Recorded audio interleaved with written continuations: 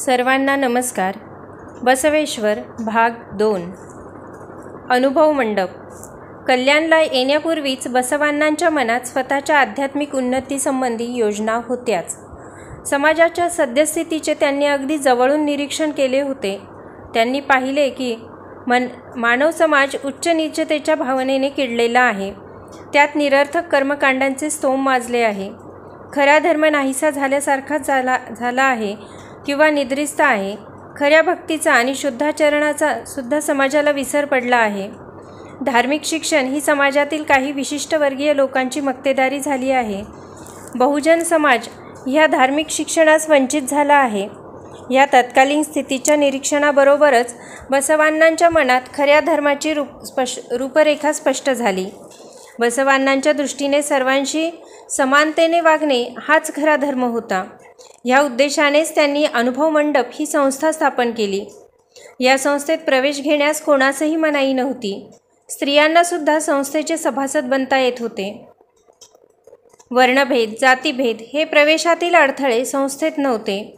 शुद्धाचरण आणि दयाबुद्धी हीच प्रवेशाची पात्रता होती. प्रत्येक माणूस पोटापाण्याचा व्यवसाय करी. कुठेही जातीभेदास वा अस्पृश्यतेस थारा नव्हता.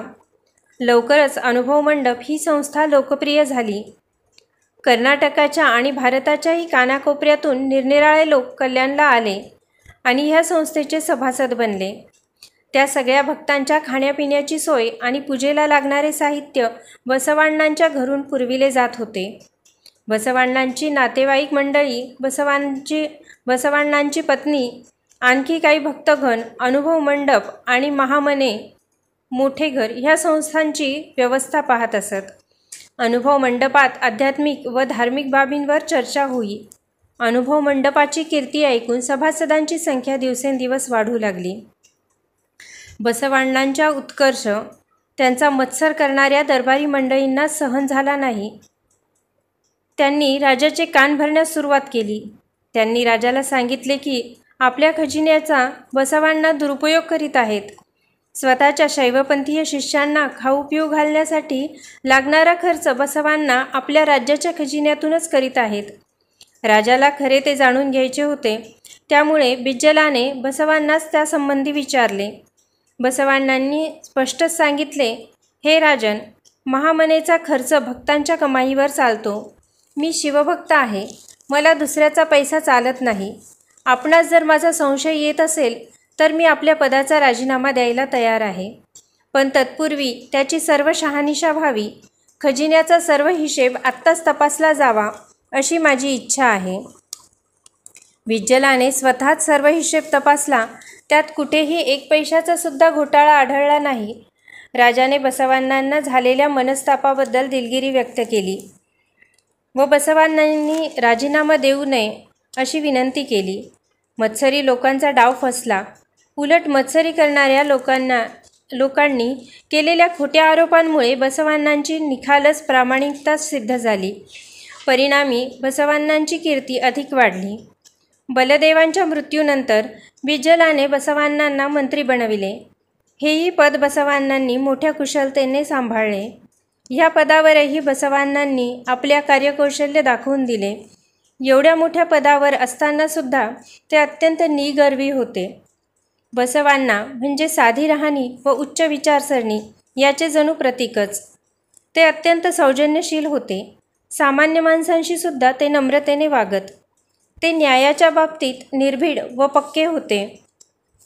ते कोणत्याही संकटात डगमगत नसत. बसवांनांचे तत्त्वज्ञान. बसवांनांनी अनुभव मंडप ह्या संस्थेद्वारे नव्या समाजरचनेचा प्रयत्न चालू ठेवला. त्यांचे हे कार्य काही उदात्त तत्वांवर आधारित होते. ही तत्वे अशी: जगात ईश्वर एकच आहे, फक्त नावे निराळी आहेत. सर्व मनोभावांसह त्याला शरण जावे. दया सर्व धर्मांचे मूळ आहे. सर्व प्राणीमात्रांवर दया करा. परोपकार करा. स्वार्थासाठी जगू नका. ह्या जगात ज्यांना स्थान आहे त्यांनाच परलोकात स्थान आहे. गृहस्थाश्रमाचे उत्तम प्रकारे पालन करा. त्याखेरीज आध्यात्मिक जीवनात स्थान नाही. आध्यात्मिक उन्नतीसाठी माणसाला संसार सोडून संन्यासी बनण्याची गरज नाही. संसार करूनच परमार्थ साधा.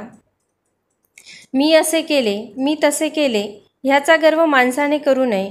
माणसाने कोणतेही काम लोकांच्या स्तुतीसाठी वा बाह्य देखावा म्हणून करू नये.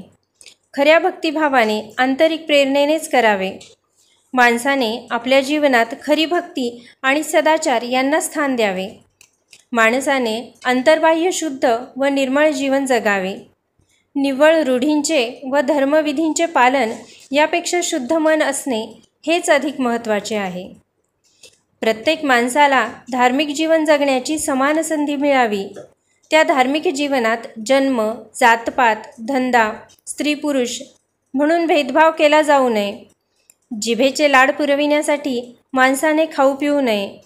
अन्न पाणी देवाचा, शिवाचाच प्रसाद समजून ग्रहण करावे. नम्रता हीच खरी ईश्वरनिष्ठा आहे. उन्मत्त होऊ नका. आपल्या शक्तीचा किंवा पदाचा गर्व करू नका. आपला व्यवसाय प्रामाणिकपणाने करा. कुणापुढेही हात पसरू नका. आपल्या दैनंदिन मिळकतीतून अगदी आवश्यक तेवढा पैसा स्वतःसाठी खर्च करा व उरलेला परमार्थात खर्च करा. आपल्या विकृत विचारांवर ताबा मिळवा. भक्ती व ध्यानधारणा करून देवपणा मिळवायचा प्रयत्न करा. हेच खरे जीवनाचे ध्येय आहे. ही तत्वे म्हणजे केवळ पुस्तकी शब्द नव्हते, तर अनुभव मंडपातील लोकांचे दैनंदिन जीवन होते. अनुभव मंडपात व्यावसायिक आणि सामाजिक भिन्नता असणारे अनेक लोक होते. बसवांना मंत्री, प्रभुदेव तेजस्वी आध्यात्मिक नेते, सिद्धराम कर्मयोगी, चेन्नबसवांना प्रकांड पंडित, अक्क महादेवी महासाध्वी, माचेय्या धोबी, रामण्णा गुराखी, मुद्य शेतकरी, रम्मेवे विणकर, रामीदेव कोतवाल, कन्हैया तेली, संगण्णा वैद्य, बसप्पा सुतार, काकैया चांबडे कमविणारा, हरलैया मोची असे विविध व्यवसायाचे लोक परस्परांशी बंधुभावाने तेथे राहत असत. बोले तैसा चाले. बसवांना एवढे मंत्री असूनसुद्धा अनुभव मंडपातील तत्वांचे स्वतः आचरण करीत आणि इतरांना तसे जीवन जगण्यास मार्गदर्शन करीत. एका मध्यरात्रीची गोष्ट आहे. बसवांना गाढ झोपेत होते. ते कसल्या तरी आवाजाने जागे झाले. डोळे उघडून बघतात तो गाढ झोपेत असलेल्या त्यांच्या बायकोच्या अंगावरील दागिने चोर काढीत होता. चोराचा त्रास वाचावा म्हणून बसवांनांनी स्वतःच पत्नीचे दागिने आपल्या हाताने काढून चोरास दिले. कारण त्यावेळी त्यांना चोराच्या जागी परमेश्वरच दिसला. दुसरी अशीच एक गोष्ट. एकदा बसवांनांच्या गायी चोरांनी पळविल्या. वासरांना न नेल्याने ती भुकेमुळे आपल्या मातांसाठी हंबरू लागली. बसवांनांना हे सहन न होऊन त्यांनी वासरेसुद्धा चोरांकडे पाठवून दिली. बसवांनांच्या ह्या कृतीने चोरांनी लज्जित होऊन चोरी करणे सोडून दिले व ते प्रामाणिकपणाने आपले जीवन जगू लागले. अशा प्रकारे बसवांनांच्या उदात्त व थोर चारित्र्याचा प्रभाव अनेक लबाड लोकांवर पडला की त्यांनी आपले कुकर्म सोडले आणि ते सन्मार्गाला लागले. बसवांनांनी स्थापन केलेली शिवशरण ही संस्था व तिची उच्च ध्येये सामान्य माणसाला फारच उपकारक ठरल्यामुळे बसवांनांची कीर्ती सर्वदूर पसरली. पुनश्च संगमेश्वर. परंतु त्या ठिकाणी असलेल्या काही सनातनी लोकांना हे नवे सामाजिक परिवर्तन आवडले नाही. सुरुवातीपासूनच ते बसवांनांच्या विरोधात होते. ते बसवांनांना छळण्याची संधी शोधत होते. लवकरच त्यांना हवी होती तशी संधी मिळाली. अनुभव मंडपात मधुवरस ब्राह्मण व हरलैया चांभार दोघेही समान दर्जाचे समजले जायचे, कारण दोघांचेही दैवत एकच होते. मधुवरसाच्या मुलीचे लग्न होऊन हरलैयाच्या मुलाशी ठरले. ही एक क्रांतिकारी घटना होती, कारण त्या काळी जातीपातीच्या कल्पना फारच कडक होत्या. तरीसुद्धा ह्या लग्नाला अनुभव मंडपातील इतर लोकांची आणि मुख्यतः बसवांनांची संमती होती. सनातन्यांची मात्र ह्या बाबतीत विरोधाचा झेंडा उभारला. त्यांनी बसवांनांवर धर्म बुडविल्याचा आरोप ठेवला. राजाकडे जाऊन ते राजाला म्हणाले, राजन, आपण जुन्या रूढींना चालीरीतींना संरक्षण देऊन आपले कर्तव्य करावे. तुम्ही मधुवरसा व हरलय्या यांना शिक्षा करावी. त्यांच्या आग्रहापुढे राजाचे काही चालेना. राजाने त्या दोघांना मृत्यूदंड दिला. या घटनेने बसवांनांना फार दुःख झाले आणि त्यांनी अन्यायाने अपवित्र बनलेले कल्याण शहर सोडून जाण्याचा निर्णय घेतला. त्यांनी मंत्रिपदाचा राजीनामा दिला व शांतीच्या सुखसमाधानाला संगमाला ते निघून गेले. तेथे त्यांनी आपले उर्वरित आयुष्य ईश्वरभक्तीत घालविले. इसवी सन 1167 त्यांनी ह्या जगाचा निरोप घेतला. जणू संगमेश्वराशी ते एकरूप झाले. हरलय्या आणि मधुरवसा हुतात्मा झाले. त्यांच्या हुतात्म्याने जगाला बसवांनांच्या तत्त्वज्ञानाचे महत्त्व पटवून दिले. शिवभक्तांनी सुद्धा कल्याण सोडले. त्यांनी जगाला बसवांनांच्या शिकवणुकीचा संदेश दिला. सगळीकडे बसवांनांच्या नव्या धर्माचा प्रचार केला. त्यामुळे बसवांनांचा शिष्य संप्रदाय आणखी वाढला. बसव वचनामृत. ह्या पुस्तकाच्या सुरुवातीलाच तुम्ही चोरी करू नका, हत्या करू नका हे वचन वाचले आहे. किती अर्थपूर्ण व सुंदर आहे ते वचन. क्रोध करू नका हे बसवांनांचे आणखी एक वचन. रागावर विजय मिळवा. माणसाने का रागवावे? रागामुळे माणसाचा काय फायदा होतो? उलट परस्परातील चांगुलपणा नष्ट होतो. रागामुळे विवेक नष्ट होतो. रागामुळे स्वतःचेच नुकसान होते. क्रोध हा अग्नीसारखा आहे. एकदा का प्रदीप्त झाला की इतरांपेक्षा स्वतःचेच जास्त नुकसान करतो. बसवांना म्हणतात, हे कुडल संगमाधिदेवा, क्रोधासाठी क्रोधच का. ज्यावेळी बसवांनांच्या गायी चोरांनी पळविल्या त्यावेळीच्या वचनातून ते म्हणतात, असे म्हणू नका, चोरांनी गायी चोरल्या. गायी चोराकडे आहेत म्हणून दुःखी होऊ नका. गेलेल्यांचा शोक करू नका, सुहृदय व्हा. परमेश्वर सर्वाभूतीचा आस्वाद घेतोय दुग्धाचा. ईश्वर सर्व प्राणीमात्रात असतो हीच कल्पना या वचनाद्वारे मांडली आहे. आमच्यामध्ये आणि चोरांमध्ये असणारा परमेश्वर तर एकच आहे ना. मग दूध आम्ही प्यायलो काय आणि चोर प्यायले काय? एकच. त्यामुळे गायी चोराने नेल्या ह्याबद्दल खेद करण्याचे कारण नाही. पूजेमध्ये किंवा आमच्या कोणत्याही कामामध्ये श्रद्धा व भक्ती असणे आवश्यक आहे. श्रद्धाविहीन पूजा ही निर्जीव चित्रासारखी आहे. माणसाच्या प्रत्येक कृतीमध्ये निष्ठा असणे आवश्यक आहे. नाहीतर श्रद्धाविहीन कृती ही निर्जीव चित्राच्या चौकटीसारखी आहे. अशा प्रकारे लोकांना समजतील अशा घरगुती उपमांचा उपयोग करून बसवांनांनी आपल्या वचनांचे वैशिष्ट्य प्रगट केले आहे. धार्मिकपणाबद्दल त्यांच्यात काही विचारवंतांमध्ये मतभेद होते. काही लोकांच्या दृष्टीने देवळे बांधणे हे धार्मिक वृत्तीचे लक्षण आहे. बसवांना म्हणतात, ज्यांच्याजवळ पैसा आहे तेच देऊळ बांधू शकतात. पण माझ्यासारखा गरीब माणूस पैशाच्या अभावी इच्छा असूनही हे काम कसे करणार? खरे तर माझा देह हेच एक मंदिर आहे. माझे पाय देवळाचे स्तंभ आहेत. माझे डोके त्या देवळाचा सोनेरी गोल घुमट आहे. हे कुडल संगमाधिदेवा, चेतनेला अंत नाही. आपण देहरूपी देवळात परमेश्वराला पाहू शकतो. म्हणून अचेतन देवळापेक्षा चेतन देहच खरे देवालय आहे. बसवांनांचा पूजेचा अवडंबरावर व बाह्यविधींवर विश्वास नव्हता. पूजा आणि इतरांना खुश करण्यासाठी केलेल्या दानाबद्दल बसवांना म्हणतात, जर ईश्वर प्रसन्न व्हावा अशी इच्छा असेल तर आपल्या हातून प्रामाणिकपणाने कर्म घडावे व आपण मनापासून दान करावे. देवाची भक्ती करायची आहे तर चित्त एकाग्र केले पाहिजे. जो भक्त देवाच्या देवळात जाऊन चित्त एकाग्र करू शकत नाही त्याबद्दल बसवांना म्हणतात, काही जण देवाच्या देवळात जाऊन भक्तीचे ढोंग करतात. त्यांच्या मनात देवाऐवजी आपल्या वाहनांचाच विचार असतो. देह देवळात नि चित्त खेटरात हा अनेकांच्या बाबतीत रोजचाच अनुभव आहे. अशा अनुभवांनी समृद्ध अशी बसवांनांची अनेक वचने आहेत. सामान्यपणे स्तुती सर्वांनाच आवडते, परंतु बसवांनांना स्तुती कधीच आवडली नाही. ते स्तुतीला अनुकुचीदार सोनेरी शस्त्र समजत असत. सोनेरी असले तरी शस्त्र असल्यामुळे जखमी करण्याची शक्ती त्या शस्त्रात असतेच.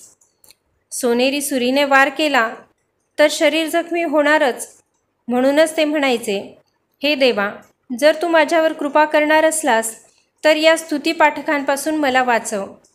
हाच बसवाण्णांचा मोठेपणा. बसवाण्णांची धर्मविषयक मतेही वेगळीच होती. जनसामान्याला रुचेल पचेल अशी त्यांनी धर्माची व्याख्या केली आहे. ते म्हणतात, देवांचा स्वर्ग वेगळा आणि माणसाचे जग वेगळे असे कुठेही अस्तित्वात नाही. स्वर्ग ही एक कल्पना आहे. सत्य बोलणे म्हणजेच स्वर्ग, खोटे बोलणे हे सामान्य माणसाचे जग आहे. स्वर्गाची दुसरी व्याख्या त्यांनी केली आहे. ते म्हणतात, सदाचार म्हणजेच स्वर्ग आणि दुराचार म्हणजे नरक. माणसाची भाषा नेहमी नम्र असावी, मृदू असावी, दुसऱ्याला टोचून बोलून दुसऱ्याचे मन दुखवू नये. सुवचनांनी युक्त अशी भाषा माणसाला स्वर्गप्राप्ती घडविते. म्हणूनच भाषा नेहमी मृदू असावी. बसवाण्णांना ऐहिक सुखाची कधीच इच्छा झाली नव्हती. ते म्हणायचे, मी फक्त आजची चिंता करतो, उद्याची नाही. त्यांनी कधीही कुणाच्या समोर याचनेकरिता हात पसरला नाही. त्यांना आहे हेच जीवन मान्य होते. तैसे मिळे फळ जरी रे वासना नको देऊ, देवा लाचारी यामना, मिळायचे मिळो सुख दुःख काही, अंतराय तुझा देवा होणे नाही, असे ते म्हणत. बसवाण्णांनी कधीही भविष्यकाळी उपयोगी पडेल म्हणून द्रव्याचा साठा केला नाही. ते देवाला सुद्धा हेच म्हणायचे, ठेविले अनंते तैसाची राहीन, चित्ती मी राहीन समाधानी. देवाने ज्या स्थितीत ठेवले आहे त्याच स्थितीत आनंदाने राहील. कधी तक्रार करणार नाही, कधी कोणापुढे भीक मागणार नाही. माझे रक्षण करा, मी संकटात आहे असे सुद्धा कोणालाही म्हणणार नाही. माझ्या आयुष्याचा भोग मी आनंदाने भोगेन. फक्त तुझी सेवा करण्याचे भाग्य मात्र हिरावून घेऊ नकोस. बसवाण्णांच्या चरित्रातून त्यांचे आणखी एक वैशिष्ट्य दिसून येते, ते म्हणजे त्यांची निर्भय वृत्ती. ते म्हणायचे, माझ्या नशिबात जे काही बरे वाईट उद्या घडायचे असेल ते आजच घडावे. आज जे काही घडायचे असेल ते आता ह्या क्षणी घडावे. कारण नशिबी असे नचते टळे. म्हणून अशा संकटांना मी घाबरणार नाही किंवा त्याबद्दल कधी तक्रारसुद्धा करणार नाही. बसवाण्णा ईश्वराला सर्व भावाने शरण गेले आणि त्याच्या कृपेवर त्यांनी पूर्ण विश्वास ठेवला. म्हणूनच ते एवढे निर्भय बनू शकले. त्यांची कुडल संगमाबद्दल निष्ठा, भक्ती, विश्वास खरोखरच असामान्य होती. ते म्हणायचे, त्वमेव माता च पिता त्वमेव, त्वमेव बंधुश्च सखा त्वमेव, हे कुडल संगमाधिष्ठित देव, त्वमेव सर्वं मम देवदेव.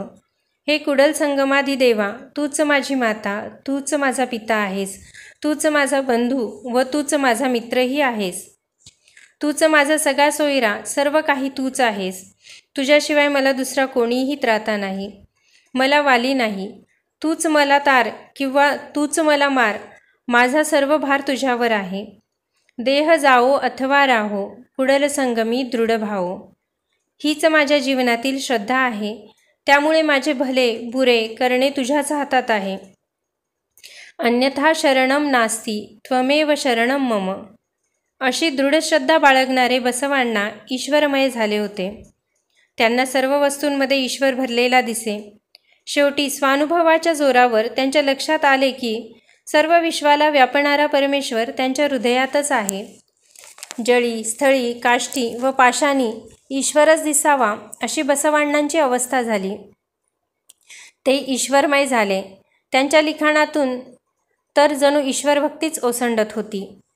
माझ्या शब्दांना तुझ्या अमृततुल्य नामोच्चाराचा नाद आहे. माझ्या दृष्टीला तुझ्या मनोहर मूर्ती दर्शनाचे सुख मिळत आहे. माझे मन आणि हृदय तुझ्याच विचाराने तृप्त होत आहे. माझे कान तुझे यशोगान ऐकून धन्य होत आहेत. हे कुडल संगमाधिष्ठित देवा, तुझ्या चरणकमलांचं दर्शन हाच माझा आनंद आहे. बसवाण्णांच्या अशा वचनांमधून त्यांच्या ईश्वरप्राप्तीचे आणि आत्मतृप्तीचे दर्शन घडते. बसवाण्णांना कुडल संगमाचे नामस्मरण अतिशय आवडत होते. कुडल संगमेश्वराच्या मूर्तीकडे तासनतास ते पाहत असत. त्यांच्या डोळ्यांना ते एक फार मोठे सुख होते. त्यांचे मन नेहमी भगवान कुडल संगमाचाच विचार करी. त्यांच्या हृदयात भगवान कुडल संगमाखेरीज कोणालाही स्थान नव्हते. कुडल संगमाची स्तुती स्तोत्रे ऐकणे त्यांना फार आवडे. कमलपुष्पातील मकरंद चाखणाऱ्या आणि त्यात एकरूप होणाऱ्या भुंग्याप्रमाणे ते ईश्वराशी एकरूप झाले होते, तादात्म्य पावले होते. त्यांना स्वतःचे भान उरले नव्हते. ईश्वरभक्तीत ते देहभान विसरले होते. बसवांना ईश्वरी अवतारासारखेच जगले. त्यांनी इतरांना सत्पुरुष बनण्याचा मार्ग दाखविला. आज 800 वर्षानंतर सुद्धा त्यांनी लावलेला ज्ञानदीप इतरांना प्रकाशित करायला समर्थ आहे व प्रखर तेजाने जळत आहे. केवढे दैदिप्यमान विभूतिमत्व होते बसवांनांचे. धन्यवाद.